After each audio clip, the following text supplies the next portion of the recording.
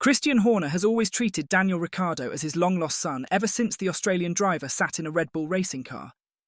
But it seems as though Horner may have to make a tough decision as rumours swirl about Ricciardo's days in Formula One may come to an abrupt end this weekend. So how true are these rumours? And where does Ricciardo go next if all of this chatter is true? All that in today's video.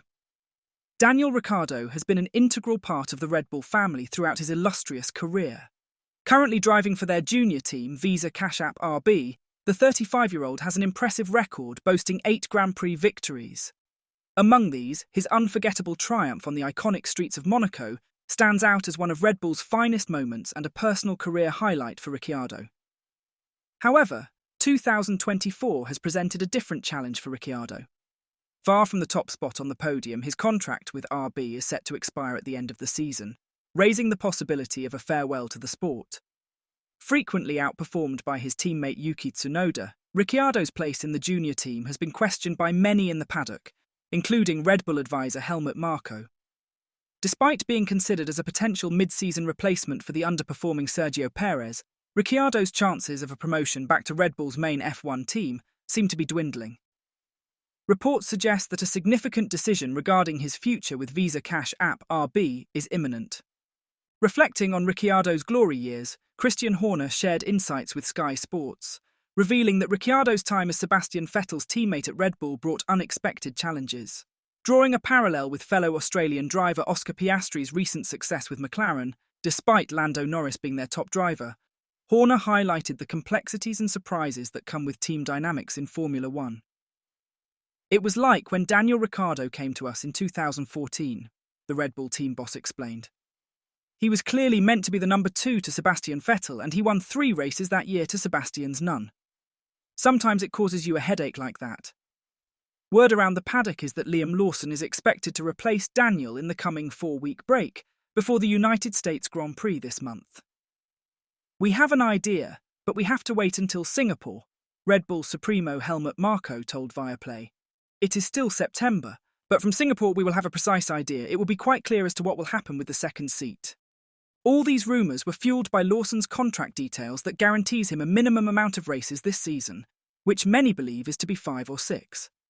Travelling to the future and assuming that the Singapore Grand Prix is behind us, only 6 races remain this season. The writings are on the wall, as they say, for Daniel, who has not given Marko and Horner enough reason to keep him on. Amidst all this chatter, Ricciardo has shared his thoughts about all of this in a conversation with CNN where he said, "If it ended today, I would be proud of what I've done. But on the same note, you're never fully satisfied, because the reason I got into Formula One was to try to become world champion. That's something I'll obviously still try and achieve until the day I retire." Ricciardo then went on to share about how things aren't going they thought it would in his first full season after getting axed by McLaren in 2022. "At the start of the season, I was not reaching my goals or reaching my potential, but managed to start turning that around," he said. "We have quite a new team, and definitely with that comes new targets and new opportunity, and for me it's to obviously contribute to help the team. I'd say at this point I'm probably looking a bit more for that stability and just try to set something down for these last few years of my career. I don't really want to be moving around too much anymore."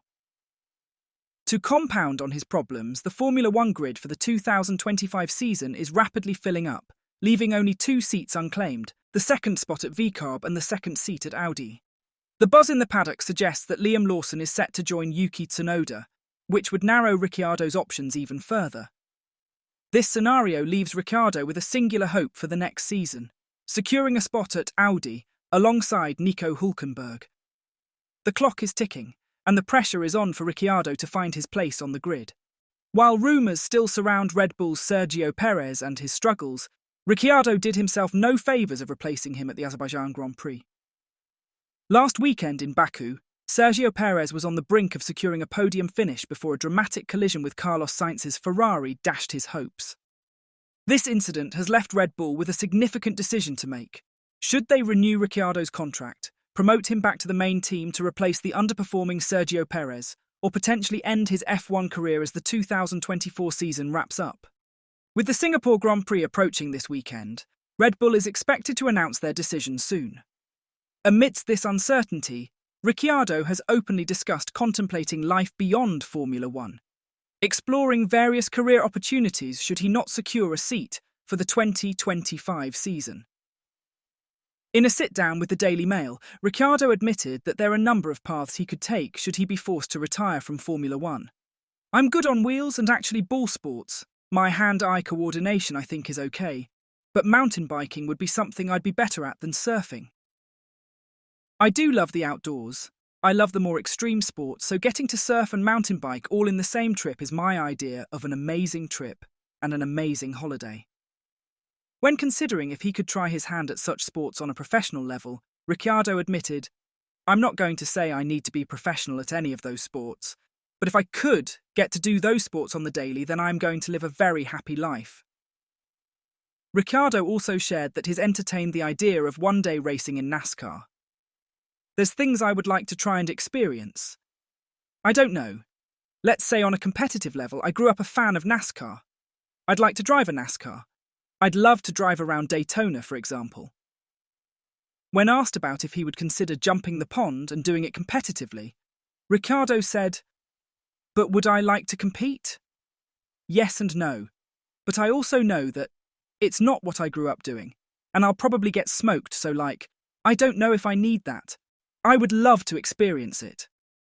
His ambitions to join another racing championship doesn't stop there as he continue and say, "I would love to try a MotoGP bike, but I would be very, very slow and probably horrendous, just all in my own time." And when given the chance to race closer home, the Honey Badger responded with, "Actually, Bathurst, if it's obviously okay, it's the V8 that does the race there. But there's the 12-hour and stuff, so maybe that's one I could compete in. If a V8 team said, 'Hey, do you want to do a few laps around Bathurst, no pressure, just to experience it?' then I'll definitely take that up." On Liam Lawson's side, the reserve driver has admitted that he misses racing. Before stepping into his new role as a full-time reserve for this season, our talented New Zealander had an impressive journey through the ranks of junior categories and Super Formula. This year, 2024, marks a significant shift in his racing career. For the first time since he was just 7 years old, he isn't competing in a racing championship. Talking about his current role with the team, Lawson said, "I've been in the simulator," Lawson said on the Talking Bulls podcast. "That's basically a lot of what my role is now. Obviously, as a reserve driver, there's only so much driving that I can do. I need racing. It's very strange."